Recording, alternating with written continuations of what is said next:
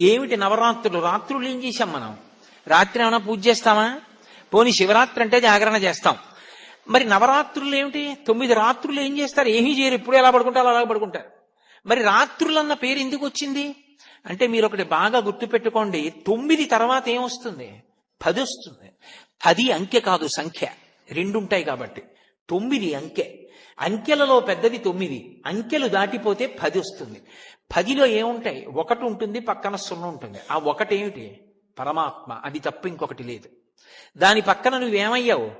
9 పూర్తి చేస్తే పూర్ణమద పూర్ణమిదం పూర్ణాత్ పూర్ణముదచ్యతే పూర్ణస్య పూర్ణమాదాయ పూర్ణమేవావశిష్యతే.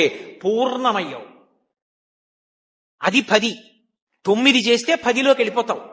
ఆ 10లోకి వెళ్ళిపోవడానికి 9 చెయ్యాలి. నువ్వు పూర్ణత్వం పొంది 1 పక్కకి వెళ్ళిపోతే.